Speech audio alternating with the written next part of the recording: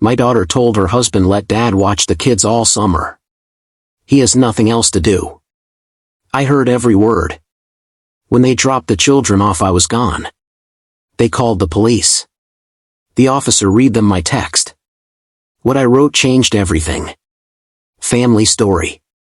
I was standing in the hallway outside the kitchen, one hand still on the refrigerator door, when those words came through the open window clear as day. My daughter Claire and her husband Derek were on the back deck, talking like I wasn't even in the house. The sliding door was cracked for the breeze, and the evening air carried every syllable straight to me. Let Dad watch the kids all summer, Claire said. He has nothing else to do. He's just sitting around that house collecting his little pension. We can finally take that trip to the Outer Banks without worrying about sitters. Derek laughed. You sure you won't mess it up? The man can barely remember to water his own plants. He's got nothing better going on, Claire answered. We'll drop them off the Friday school lets out and pick them up the day before they go back. Free childcare. Everybody wins. I closed the refrigerator without taking anything out. The cold air spilled across my feet. I didn't make a sound. I just stood there until their voices moved farther down the deck and the conversation shifted to packing lists and restaurant reservations. I was 64 years old. I had raised Claire alone after her mother left when she was 9. I worked overtime at the plant for 23 years so she could go to college without loans. I sold the only boat I ever owned to help with the down payment on their first house. I drove 3 hours each way every Christmas and every birthday so the grandkids would know my face. And somewhere along the way I had become the man who had nothing else to do. That night I sat at the kitchen table with a yellow legal pad and a pen that still worked. I wrote one message. I did not send it. I saved it as a draft and left the phone face down on the counter. The next morning I called the storage place on the edge of town and rented a small unit. I packed the things that mattered into the back of my old truck, my tools, the photo albums, the box of letters my wife had written before she left, the good boots, 2 changes of clothes. I left the furniture. I left the dishes. I left the television. I locked the front door, put the key under the mat the way I always did when Claire came by, and drove to a one-room cabin I had rented online an hour outside of town. Cash only. No forwarding address. School let out on a Friday in early June. Claire texted me Thursday night, dropping the kids off at 10 tomorrow. Be ready. We'll be gone 3 months, so pack light for them. I did not answer. At 9:45 the next morning I was already 2 counties away, sitting on the porch of that cabin with a cup of black coffee and the phone turned off.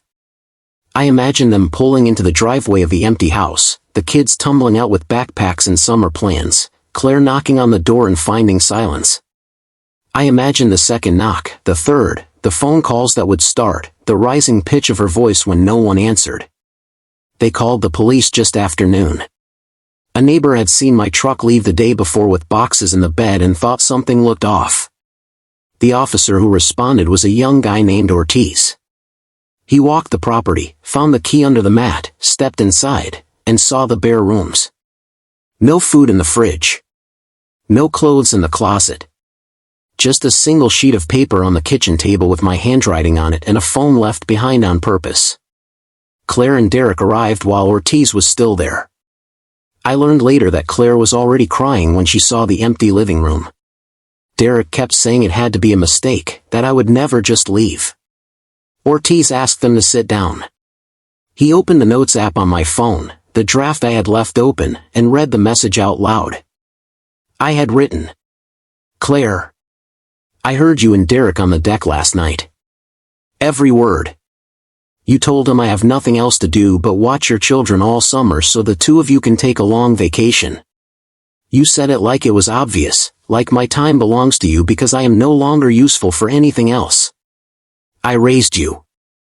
I worked when I was 6 so the lights stayed on. I sat through every parent-teacher conference alone. I taught your kids to ride bikes in this same driveway. I never asked for repayment. I only asked to be treated like a person who still has a life of his own. You do not get to decide that my days are empty simply because they no longer revolve around you. I am not a free babysitter who happens to share your last name. I am a man who has already given more years than you will ever know, and I am finished being the afterthought you schedule around your plans. The house is paid for. The utilities are in my name until the end of the month. After that, do whatever you want with it. I will not be answering calls. I will not be explaining myself further. The children are not my responsibility to raise a second time while their parents disappear for the summer. That was your choice to make, not mine to clean up. If you need to reach me for anything that is not about free childcare, you can leave a message with the station. Officer Ortiz has my number. Dad. Ortiz read it slowly. When he finished, the kitchen was quiet except for the sound of the air conditioner kicking on. Claire sat with both hands over her mouth. Derek stared at the floor. The kids were still outside in the car, waiting for the grandparents' house that no longer had a grandfather in it. I stayed at the cabin through June and most of July. I fished the small lake behind the property. I fixed the porch railing that had been loose when I arrived. I bought a second-hand radio and listened to baseball games in the evenings. I did not check my old number. I had left that phone on the table for a reason. Near the end of July, a letter found its way to the cabin. The storage place had a forwarding address on file in case of emergencies, and Claire had managed to track it down through the rental office. The envelope was thick. Inside was a handwritten note and a folded piece of paper that looked like a printout of a bank statement. The note said she was sorry. It said she had not meant the words the way they sounded. It said the kids asked about me every day and that Derek had canceled the trip the same afternoon the police left.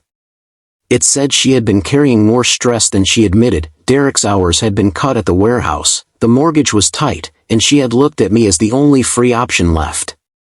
She wrote that hearing her own words read back by a stranger had made her sick. She asked if I would come home long enough to talk, not to babysit, just to talk. The bank statement showed a transfer into an account with my name on it. The amount was the exact sum I had given them years earlier for the house down payment, adjusted for the interest I had never asked for. She had sold the second car and emptied the savings she had been putting toward the Outer Banks trip. I sat with that letter for 3 days. I walked the edge of the lake until my knees hurt. I thought about the way Claire used to fall asleep on my shoulder in the truck when she was little, the way she used to call me just to tell me about a good grade or a bad day. I thought about the empty house and the kids waiting in the car that Friday morning. On the 4th morning I packed the truck again. I left the cabin keys on the table with a note for the owner thanking him for the quiet. I drove the long way back, through towns I had not seen in years, past cornfields and church steeples and the kind of diners that still serve coffee in thick white mugs. When I pulled into the driveway, the house looked the same from the outside. The grass was a little long. Claire was on the front steps with both kids. She stood up when she saw the truck but did not run toward me. She just waited. I got out slowly. The afternoon sun was warm on the back of my neck. The kids looked taller than they had in the spring. Claire's eyes were red around the edges. I closed the truck door and walked up the path. No one spoke at first. Then the younger one, Maya, said, "Grandpa, you came back." I nodded. I did. Claire's voice was quiet. I read that message 100 times. I keep hearing myself say those words. I looked at the house behind her, the same porch I had painted twice, the same windows I had replaced after the storm 5 years ago. "I needed you to hear them too," I said. We stood there a long time. The kids drifted toward the backyard the way kids do when the adults get quiet. Claire wiped her face with the heel of her hand. "I don't expect you to forget it," she said. "I just didn't want the last thing between us to be that night on the deck." I sat down on the top step. The wood still had the same soft spot under the third board. Claire sat beside me, not close enough to touch, but close enough that I could hear her breathing. The sun moved lower. Somewhere down the block a lawnmower started. I did not say I forgave her. I did not say everything was fine. I just stayed on that step while the light changed and the kids' voices floated back from the yard, and for the first time in a long while the house did not feel like a place I was only visiting until someone needed free help. Derek came home later. He shook my hand without making a speech. Claire made spaghetti the way her mother used to, even though she never got the sauce quite right. We ate at the kitchen table. No one brought up the summer plans that never happened. No one asked me to watch anyone. When the dishes were done, I walked out to the truck and brought in the box of photo albums.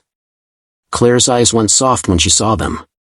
We sat on the living room floor and turned the pages while the kids pointed at pictures of themselves as babies and asked questions about people they had never met. I did not unpack the rest of the truck that night. I left most of it in the bed under the tarp. But I slept in my own bed for the first time in weeks, and when the house settled into its usual creaks and sighs, I did not feel like a man who had nothing else to do. I felt like a man who had finally said the one thing that needed saying, and then come back to see what was left.